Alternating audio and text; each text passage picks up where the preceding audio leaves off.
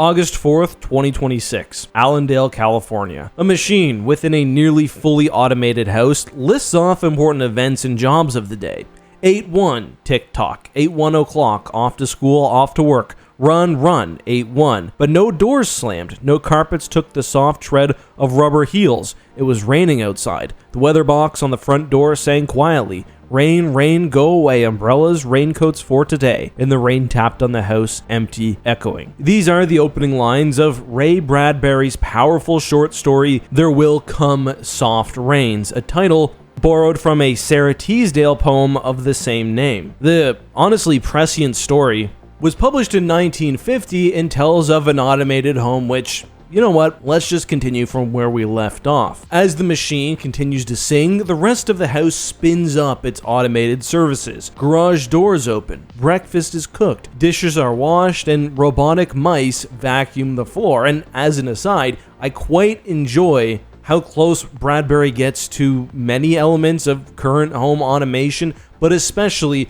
the mice, which very obviously resemble the modern Roomba. Again, we're talking a story which saw next year as the decently far off future. Either way, the home is servicing no one, and it's at this point that the state of the world is revealed to the reader. The automated house is the final one remaining among a sea of rubble and radioactive glow. The world, as Ray also explored through the Martian Chronicles, has been devastated by nuclear Armageddon. We learn later that this occurred at least several days ago. Though the house is standing, it's been severely marked by the nuclear bombs, with the shadows of the 5 family members burnt in to the side of the home. For another day, no one returns and interfaces with the home's security, so it begins gradually locking itself down in what the story calls a routine for self-protection which bordered on mechanical paranoia. That is, until the final remaining member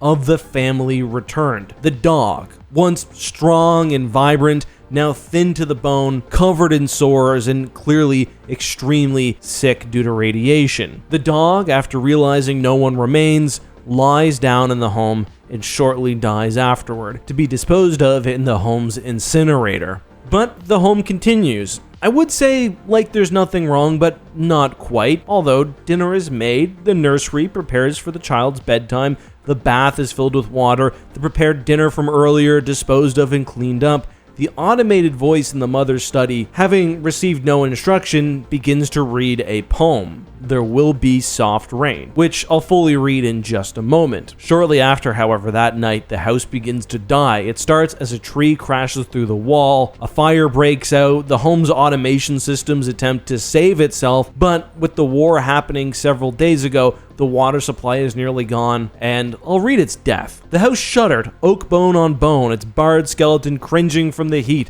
its wire, its nerves revealed as if surgeon had torn the skin off to let the red veins and capillaries quiver in the scalded air. Help! Help! Fire! Run! Run! Heat snapped mirrors like the first brittle winter ice, and the voices wailed. Fire! Fire! Run! Run! Like a tragic nursery rhyme, a dozen voices, high, low, like children dying in a forest alone, and the voices faded as the wires popped their sheathings like hot chestnuts. In the last instant under the fire avalanche, other choruses oblivious could be heard announcing the time, cutting the lawn by remote control mower, setting an umbrella frantically out and in, then slamming and opening the front door. 1,000 things happening like a clock shop when each clock strikes the hour insanely before or after the other, a scene of manic confusion yet unity, singing, screaming, a few last cleaning mice darting bravely out to carry the horrid ashes away. And one voice, with sublime disregard for the situation, read poetry aloud in the fiery study until all the film spools burned, until all the wires withered and the circuits cracked. As the house crumbles, machines short-circuiting in their own throes of death, a final voice remains.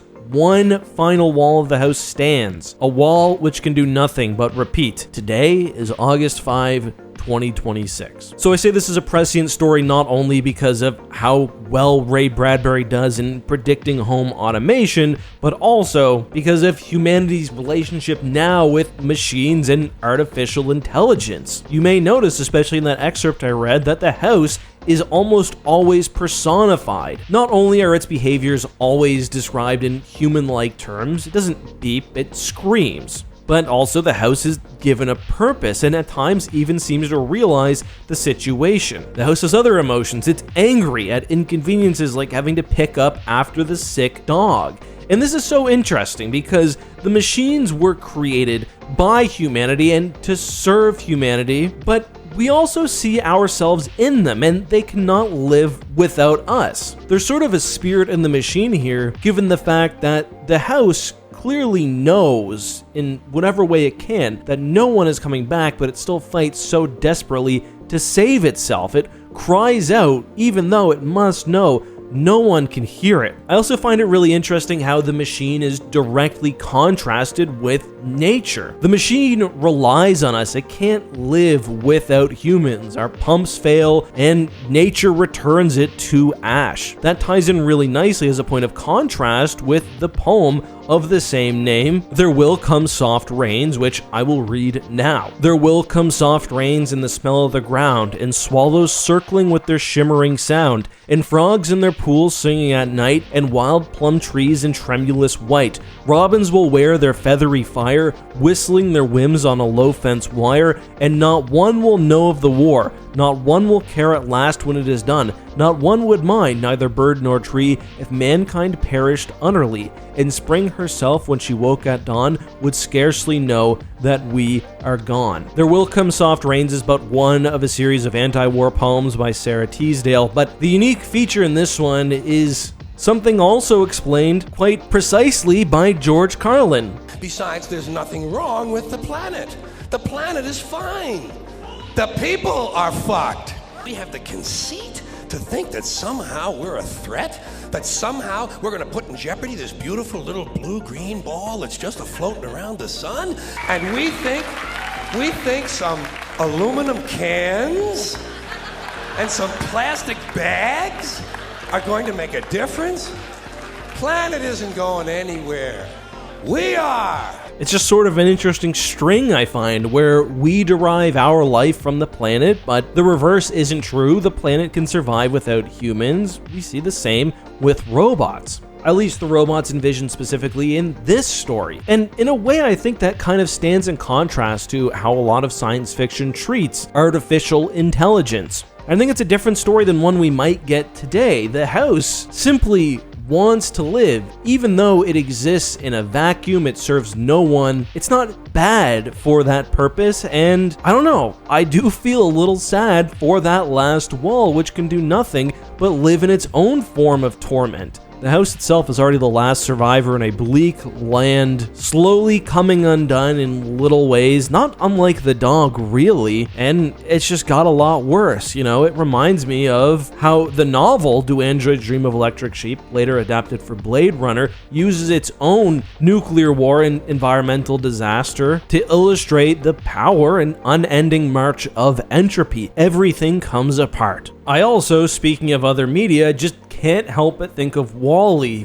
when reading this story, The Last Machine Left on Earth. As a final note, I remember reading this story for the first time in university, and it reminded me a lot of being a kid and going to elementary school and just wondering what the house was doing during the day. What happened in such a familiar, comfortable place the hours that I weren't there. Kind of like that in this story too, except humanity's not gone to school, they're gone for good. Either way, with the story touching on an artificial intelligence, nuclear war, you can sort of expand that to climate change as well. If you like George Carlin, it's a really interesting story for the modern age. Those are my thoughts though. Let me know yours, please, down below.